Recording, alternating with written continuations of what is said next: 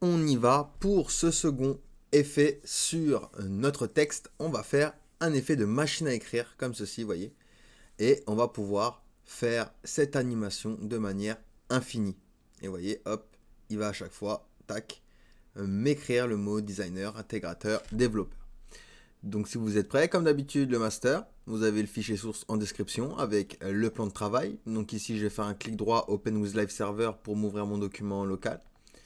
Hop, parfait. Puis je vais pouvoir commencer à me coder. Alors hop, dans le bon fichier. Hop, au niveau du HTML. On va se faire une div avec la classe container. À l'intérieur, on va se faire une div avec la classe texte. Et on va mettre hello. Et ensuite, je vais me créer une liste. Une liste, je vais mettre avec une classe typing, par exemple, un eli avec un span. Et je vais écrire ici développeur. Le eli, je le duplique, alt-maj flèche du bas. Comme ça, j'en ai 4.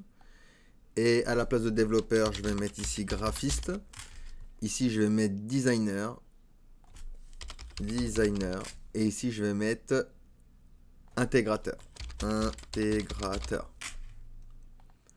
Ok, nickel, parfait. Donc, j'ai bien mon texte qui est prêt. Donc, hop, on va se faire un clic droit Open with Live Server parce que je crois qu'il n'a pas fonctionné. Donc, on a bien notre texte ici. Donc, notre hello et notre liste. On va pouvoir, du coup, directement aller dans notre CSS et commencer par se faire un petit reset.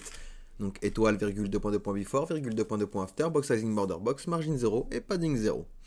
On efface les marges qu'il y a de base sur nos éléments HTML et on va rajouter une font de forme Arial Helvetica sans serif. Et puis je vais récupérer le body, lui donner une 8200 VH et centrer mes éléments avec Flexbox, donc Display Flex, Justify Content Center et Align Item Center.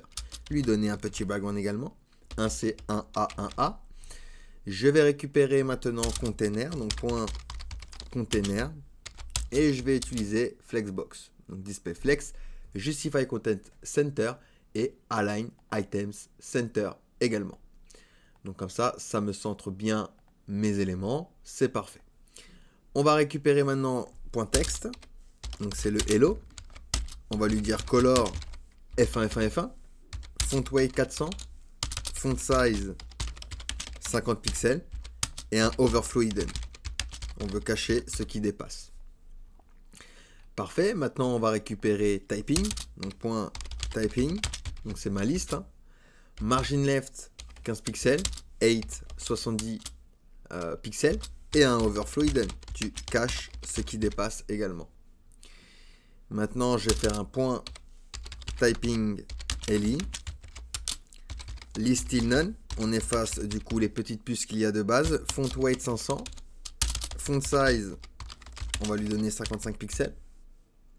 Hop, parfait. Color. RGB, alors moi j'avais mis du 193, mais après vous mettez la couleur que vous voulez, 247, 165. Voilà, parfait. Position relative, top 0. Margin bottom 1,7 rem. Et on va lui donner une animation. Alors, animation. Animation, voilà. Whiting, on va l'appeler 12 secondes. Steps pour les étapes, on va mettre 4, d'accord. Infinite. Alors pourquoi 4 ? Parce que j'ai 4 ELI de manière infinite. Hein. Parce que j'ai 4 ELI. 1, 2, 3 et 4. Donc au niveau des étapes de mon animation, je fais step, du coup 4. Et je vais créer mon animation, donc arrobase keyframe.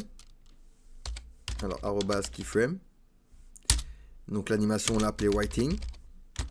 Et on va lui dire 100% top moins 360 pixels. D'accord ? Donc quand il va avoir cette animation, notre eli, d'accord, va monter, d'accord, il va monter. Donc ce qu'on va faire également, ce qu'on peut faire, c'est ici, hop, commenter le overflow hidden pour voir ce que ça fait. Vous voyez, on a bien intégrateur, développeur, vous voyez, il monte à chaque fois. Donc ici maintenant, ce qu'on va faire, c'est un point typing eli span. On récupère le span, on lui dit position relative. Parce que là, on va faire, vous savez, le petit curseur qui clignote. Donc ici, on va faire un point typing eli span 2.2. After. Donc pseudo-élément, ça veut dire contente, même s'il est vide. Position absolue, left 0. width 100%, height 100%, border left, 2 pixels, solide. Alors, hop, solide.